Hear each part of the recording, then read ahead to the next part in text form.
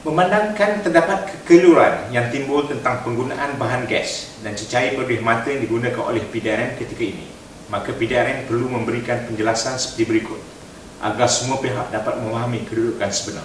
Sebagai agensi ulung penguatkuasa undang-undang negara, PDRM adalah tertakluk pada semua undang-undang, peraturan, standard dan protokol yang digubal sama ada di peringkat nasional atau antarabangsa. Ini termasuklah tata cara dan peraturan perolehan serta penggunaan semua peralatan dan kelengkapan termasuk bahan-bahan yang digunakan dalam situasi pengawalan ketenteraman awam dan operasi mencegah kerusuhan. Terdapat 4 jenis bahan pembersih mata yang digunakan oleh PDRM dalam operasi mencegah kerusuhan. Yang pertama dalam bentuk grenade, asap pembersih mata yang dilancarkan secara balingan. Yang kedua, shell asap pembersih mata yang dilancarkan melalui senjata pelancar khas. Yang ketiga, cecair pembersih mata yang disemburkan melalui kenderaan water cannon. Dan yang akhir sekali, pepper spray yang disembur melalui tabung-tabung individu. Kesemua bahan-bahan ini adalah diperoleh dan diimport dari luar negara, iaitu Amerika Syarikat, Kanada dan Switzerland, dengan memenuhi segala peraturan Pertubuhan Bangsa Bersatu ataupun PBB, di mana setiap barangan perlu mempunyai sijil pengguna terakhir ataupun end user certificate, permit ekspor yang dikeluarkan oleh kerajaan negara pembuat, dan permit import serta permit mendarat yang dikeluarkan oleh negara kita. Bagi setiap perolehan pula, pihak pengelang adalah diperlukan melantik sebuah syarikat tempatan yang dipertanggungjawabkan untuk menguruskan bagi membawa masuk bahan-bahan tersebut.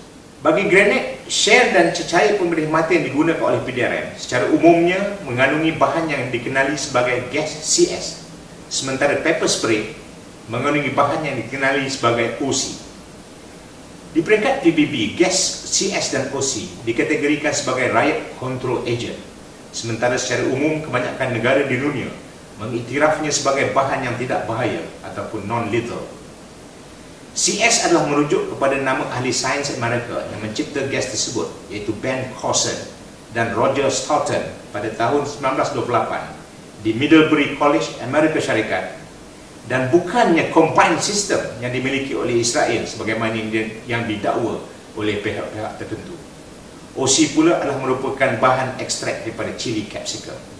Kedua-dua bahan ini digunakan oleh kebanyakan pasukan polis di dunia seperti Amerika Syarikat, United Kingdom, Switzerland, Jerman, Norway, Australia, Korea, Thailand dan sebagainya dalam mana-mana operasi mencegah kerusuhan di negara mereka.